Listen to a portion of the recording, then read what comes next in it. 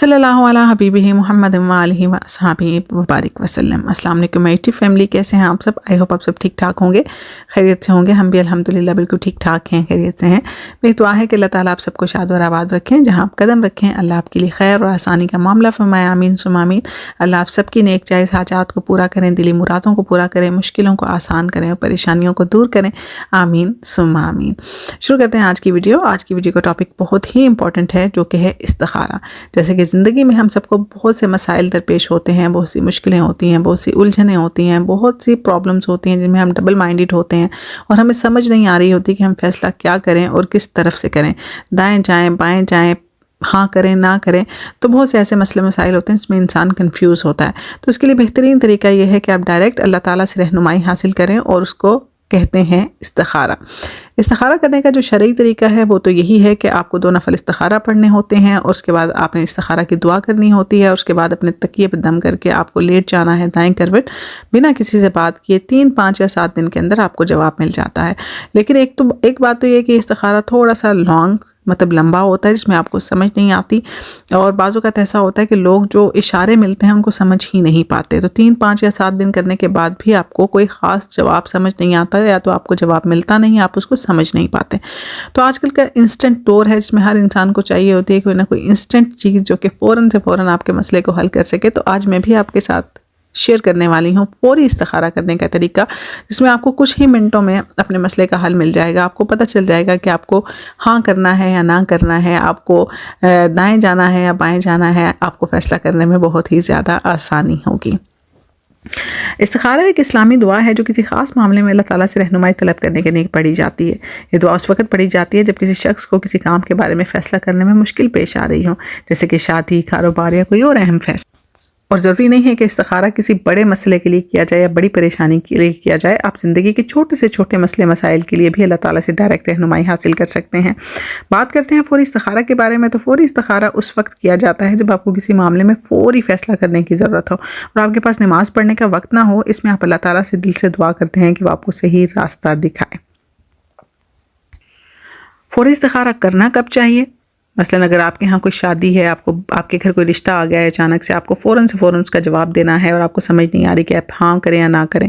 اچانک سے آپ کو نوکری کی کوئی آفر آ گئی ہے اور آپ سوچ رہے ہیں، آپ کا دل تو چاہ رہا ہے آپ یہ کریں، لیکن آپ کو سمجھ نہیں آ رہی کہ میں کیا کروں کاروباری فیصلوں کے بارے میں۔ اس کے علاوہ اگر آپ کسی شہر یا کسی ملک میں منتقل ہونا چاہ رہے ہیں، ہجرت کرنا چاہ رہے ہیں، تو اس کے علاوہ زندگی کے چھوٹے بڑے تمام مسئلے مسائل کے لیے آپ فوری استخارہ کر سکتے ہیں۔ اچھا جناب، استخارہ کرنے سے پہلے تو اپنے دل کو، اپنی نیت کو بالکل صاف کر لیجئے۔ دیکھیے، اپنے مائنڈ کو بالکل کلیئر کرنا بہت زیادہ ضروری ہے۔ اگر تو آپ اپنا مائنڈ بنا چکے ہیں کہ آپ کو یہ کام کرنا ہے، تو پھر آپ وہ کام کر لیجئے، پھر آپ کو استخارہ کرنے کی ضرورت نہیں ہے۔ کیونکہ جب آپ استخارہ کریں گے تو پھر آپ کو اپنی ساری کی ساری مرضی، اپنا سب کا سب اختیار جو ہے وہ اللہ تعالیٰ کو سونپنا پڑے گا، اور پھر اللہ تعالیٰ آپ کے حق میں جو بھی فیصلہ کریں گے وہ آپ کو ماننا پڑے گا۔ تو بعض اوقات ایسا ہوتا ہے کہ ہم انکانشیسلی یا کانشیسلی اپنا مائنڈ بنا چکے ہوتے ہیں کہ ہم یہ کام کریں گے چاہے فیصلہ جو بھی آئے۔ جب آپ اپنے مائنڈ کو ایک چیز پہ سیٹ کر لیتے ہیں تو پھر آپ کے دماغ اسی چیز میں چلتا رہتا ہے، آپ کا دماغ اسی چیز میں چلتا رہتا ہے، آپ کا نفس آپ کو مسلسل اسی چیز کی طرف مائل کرتا رہتا ہے۔ تو پھر آپ چاہے استخارہ کر بھی لیں تو آپ کو جو نفس ہے آپ کو دوسری سائڈ پہ جانا ہی نہیں دیتا، یا کوئی نہ کوئی حجت یا کوئی نہ کوئی دلیل، کوئی نہ کوئی بہانہ آپ کے سامنے پیش کر دیتا ہے کہ نہیں ایسا ہوا ہوگا، نہیں ویسا ہوا ہوگا، استخارہ ٹھیک نہیں ہوا ہوگا، تم نے غلط سمجھا ہوگا۔ تو اس وجہ سے سب سے پہلے تو اپنے مائنڈ کو کلیئر کرتے ہیں۔ اگر آپ استخارہ کر رہے ہیں تو پھر اپنی مرضی کو اللہ کی مرضی کے مطابق آپ نے ڈھالنا ہے۔ تو پھر اپنے آپ کو اللہ کے جو ہے نا بھروسے پہ چھوڑ دیں، جو آپ کا رب آپ کے لیے فیصلہ کرے گا پھر آپ کو وہی اپنانا پڑے گا۔ تو سب سے پہلے تو اپنا مائنڈ آپ نے بالکل کلیئر کرنا ہے۔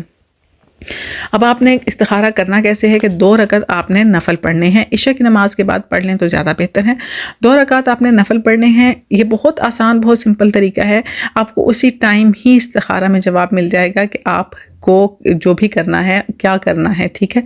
سب سے پہلے آپ نے استخارہ کے لیے جب نیت کرنی ہے تو اسی میں آپ کی جو بھی حاجت ہے، جو بھی مسئلہ ہے، آپ نے ساتھ میں ہی بول دینا ہے، ٹھیک ہے۔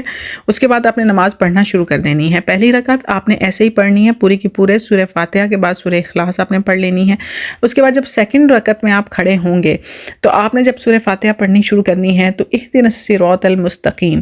اچھا، یہاں پہ 2 علماء کے بیچ میں نا، بزرگان دین کے درمیان میں 2 ہیں کہ آپ 2 آیات پہ کر سکتے ہیں۔ یہ ایاک نعبد و ایاک نستعین بھی پہ بھی کر سکتے ہیں اور اہدنا الصراط المستقیم پہ بھی کر سکتے ہیں، کیونکہ دونوں کا مطلب جو ہے نا وہ سیم ہی ہے تقریباً، کہ ایاک نعبد و ایاک نستعین کا مطلب ہے کہ ہم تیری عبادت کرتے ہیں اور تجھ ہی سے مدد مانگتے ہیں۔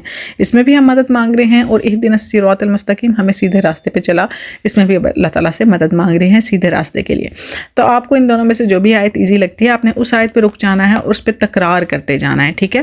اب آپ نے اس پہ اپنی تکرار رکھنی ہے، یہ بات یاد رکھیں، آپ نے اس کو چھوڑنا نہیں ہے، آگے پیچھے نہیں جانا، کوئی نماز میں مکمل نہیں کرنی، پہلی رکعت آپ نے ایز یوزول پوری کرنی ہے، اور دوسری رکعت جو ہے اس میں آپ نے رک جانا ہے، دونوں آیتوں میں سے بھی کسی بھی آیت پہ آپ رک جائیں، اس کے بعد آپ نے اس کی تکرار کرتے جانا ہے، تکرار کرتے جانا ہے، کرتے جانا ہے۔ اور اس میں ہوتا یہ ہے کہ اگر آپ کی جو بات ہے اس کا جواب ہاں ہے، آپ کے مسئلے کا، آپ کی پریشانی کا جواب ہاں ہے، تو آپ کا جسم جو ہے وہ خود بخود دائیں جانب مڑ جاتا ہے، مطلب جس طرح آپ کو کسی نے جھٹکے سے دائیں جانب موڑ دیا ہو، اور اگر آپ کی بات کا جواب نہ ہو تو آپ کا جسم خود بخود جو ہے وہ بائیں جانب مڑ جاتا ہے۔ اب اسی وجہ سے میں نے آپ کو پہلے بولا کہ اپنے مائنڈ کو آپ کو کلیئر کرنا بہت زیادہ ضروری ہے۔ اگر آپ آلریڈی کانشیسلی یہ بات سوچ چکے ہیں کہ ہاں میں نے یہ کام کرنا ہے، تو آپ کانشیسلی خود بخود ہی دائیں جانب اپنے آپ کو جان بوجھ کے بھی کرنا شروع کر دیتے ہیں کہ ہاں میں نے سوچا تھا اس کا جواب ہاں ہے، تو یہ ہاں ہی ہو رہا ہے، یا آپ نے پہلے سے ہی سوچ لیا کہ نہیں مجھے یہ کام نہیں کرنا، تو آپ خود ہی کانشیسلی بھی خود کو اپنے آپ کو بائیں جانب موڑنا شروع کر دیتے ہیں کہ نہیں اس کا جواب نہیں ہے، مطلب ایک قسم کا خود کو تسلی دینے کے لیے۔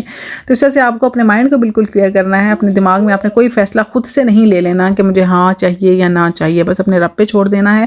اس کے بعد آپ نے ان دونوں آیتوں میں سے کسی بھی آیت کی تکرار کرتے رہنا ہے، بعض اوقات 5 منٹ میں پتہ چل جاتا ہے، بعض اوقات 10 منٹ، بعض اوقات آدھا گھنٹہ، اور کچھ لوگوں کو تو 45 منٹس بھی لگ جاتے ہیں، لیکن آپ نے اس چیز کی تکرار جاری رکھنی ہے دونوں میں سے کسی ایک آیت کی۔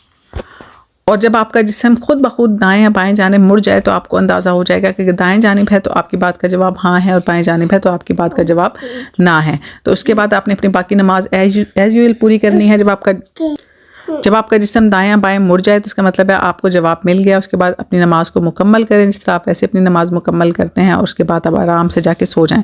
اچھا، یہاں پہ ایک اور بات کلیئر کرنی ہے کہ جب آپ یہ استخارہ کر لیں تو اس کے بعد ہونے والے معاملات پہ بھی نظر رکھیں۔ آپ کے دماغ، آپ کے خیالات میں تبدیلی، آپ کے احساسات میں تبدیلی بھی آپ کو بہت اچھے طریقے سے واضح کر دے گی کہ آپ کا استخارہ ٹھیک تھا یا غلط۔ اگر آپ کا جواب ہاں آیا استخارے کے اندر، تو اس کے بعد اگر آپ اپنے مائنڈ میں یہ، آپ کے احساسات میں یہ تبدیلی آ رہی ہے کہ ہاں مجھے یہ کام کرنا چاہیے، یا پھر آپ کو خود بخود ہی مختلف لوگوں سے اچھے ریویوز ملنا شروع ہو جائیں کہ ہاں یہ دیکھو یہ بھی کہہ رہا ہے یہ ٹھیک ہے، یہ بھی کہہ رہا ہے یہ ٹھیک ہے، تو اس کا مطلب یہ ٹھیک ہے، آپ کو خود بخود ہی ادھر ادھر سے جو ڈفرینٹ نشانیاں ہیں ملنا شروع ہو جائیں گی ہاں کے بارے میں۔ اگر آپ کا جواب نہ ہے، اور اگر اس کے استخارہ کے بعد بھی آپ کو ڈفرینٹ سائڈ سے جو ریویوز ہیں وہ نہ میں مل رہے ہیں، اور آپ کو ڈفرینٹ نشانیاں نظر آ گئی ہیں نہ کے بارے میں، تو اس کا مطلب ہے آپ کا استخارہ بالکل ٹھیک ہے۔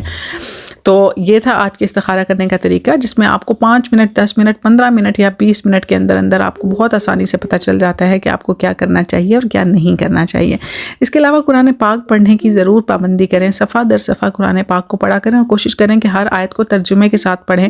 آپ یقین کریں کہ قرآن پاک ہمارے ساتھ جو ہے نا وہ اللہ تعالیٰ کا ایک بات کرنے کا طریقہ ہے۔ میں نے تو اس بات کو آزمایا ہے کہ ذہن میں کوئی بھی پریشانی، کوئی بھی مسئلہ چل رہا ہو تو یقین کریں کہ خود بخود ہی کسی آیت کے ترجمے سے پتہ چل جاتا ہے کہ ہمارا رب ہمیں کیا بتانا چاہ رہا ہے، اور یہ یقین کریں رہنمائی کا بہترین طریقہ ہے۔